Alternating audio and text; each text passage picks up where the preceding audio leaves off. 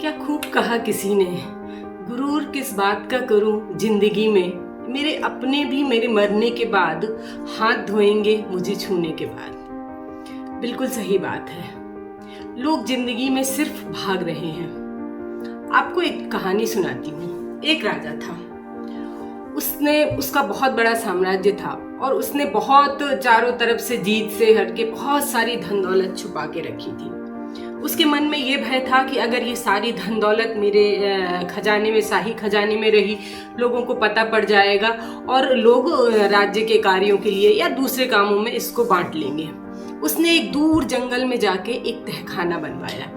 उस तहखाने में उसने अपनी सारी धन दौलत, बहुत तरह तरह के हीरे जवाहरात और भी जितने कीमती रत्न थे वो सारे उसमें रखवा दिए। उस तहखाने की चाबी जो थी सिर्फ 2 लोगों के पास थी। एक राजा के पास, एक उसका विश्वासपात्र मंत्री था उसके पास थी।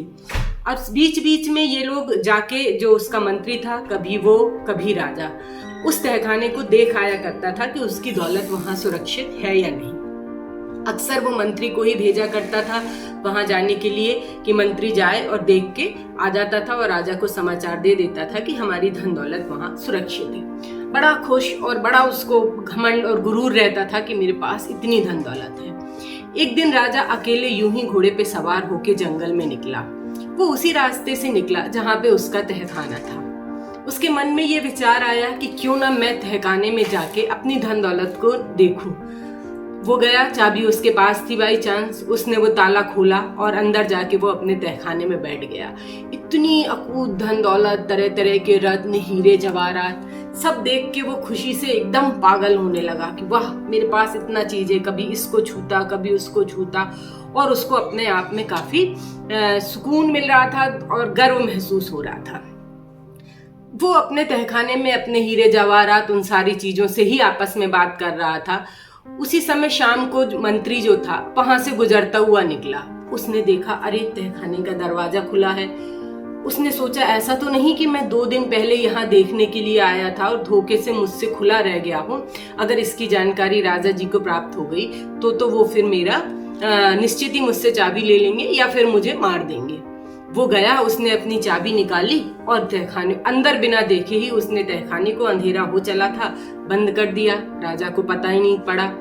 थोड़ी देर बाद जब राजा ने सोचा कि अब मैंने देख लिया, हर चीज सुरक्षित है और मैं वापस महल में चलूं, वो दरवाजे की तरफ गया और उसने देखा दरवाजा बंद था। उसने बहुत प्रयास किया लेकिन दरवाजा नहीं खुला। दरवाजा बहुत मजबूत था। चिल्लाया, किसी को उसकी आवाज भी नहीं आई क्योंकि सुनसान इलाका था।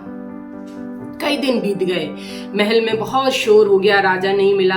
मंत्री ने चारों तरफ सिपाही दौड़ाया हर तरफ कि राजा कहाँ है, कहाँ है।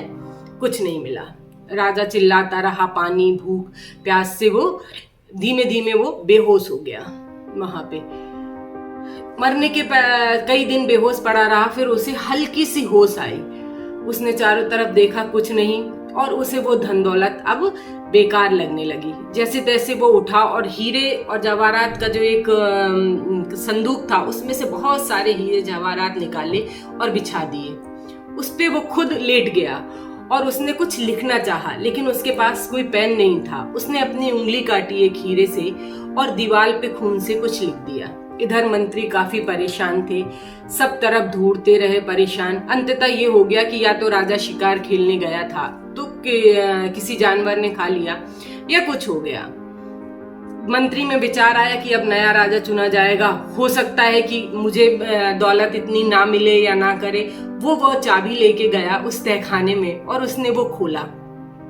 उसने सोचा कुछ धन दौलत में अपने घर ले जाऊं और ऐशो आराम से रहूं। जैसे ही उसने वो खोला, उसे अंदर एक हीरे के ऊपर लाश दिखी। उसने नजदीक जाके देखा, अरे ये तो राजा की ही लाश थी।